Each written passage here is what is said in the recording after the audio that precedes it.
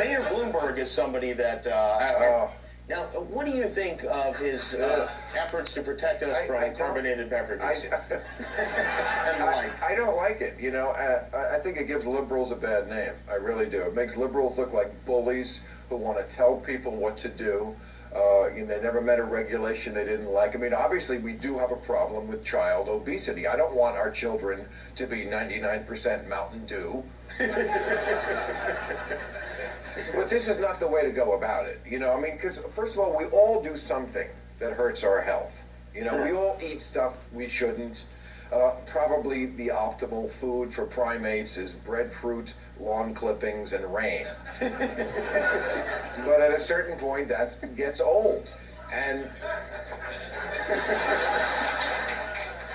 we just don't want, I mean, we don't want to be a nanny state like this. I mean, you know, I don't know what Mayor Bloomberg has in mind, but there's something wrong about the 7th richest man in the world sitting in bed at night thinking, you know what people shouldn't do? Drink too much Sprite.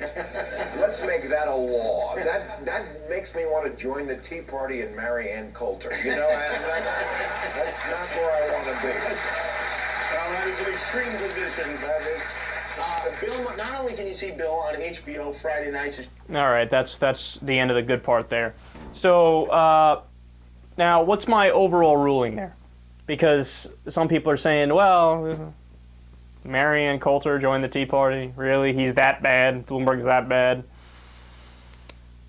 I totally agree with Bill. And sometimes I catch heat from liberals and progressives on this issue, but I have a libertarian streak, man. Look, do I understand that there is an obesity epidemic and we do have a high number of kids and adults that are obese? Absolutely. I'm not somebody who denies the facts. That's obvious, right?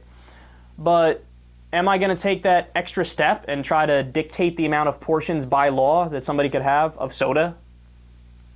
No, not going to do that. And furthermore, the law that Bloomberg passed, it only applies to places that are regulated by the city. So there are other places in New York that are regulated by the state or the feds or whoever, but not the city. So you could have a hot dog stand that the ban applies to, and then right next door have a convenience store that the ban doesn't apply to. So you can go right in there and buy the same size soda, so it's an ineffective ban. But then also you could buy 2 of a smaller soda from the same place. That's not illegal. And then what? Are you going to go that extra step and try to make that illegal too, where you actually ban portion sizes because you want to ban portion sizes and try to control people and what they eat? No, you can't do that, man. Look, it is beyond a slippery slope. And here I am. You have to understand something. I'm on this show all the time, and I'm advocating legalizing every single drug. Why? Because I think as a matter of principle that the government shouldn't be able to tell me what I can and cannot put in my body. I think that's the very definition of freedom. Not just, oh, this is a tenet of freedom. No, that's the definition of freedom, right? So how ridiculous would that be if I'm out here saying, yeah, legalize it all, marijuana, cocaine, meth, pills, everything. And then in the next breath I say, but you can't have soda. No, well, that makes you look stupid. Now, of course, when you look at the statistics on drug use and countries that have decriminalized or legalized, the places that have decriminalized or legalized, the usage rates have actually dropped, which is amazing.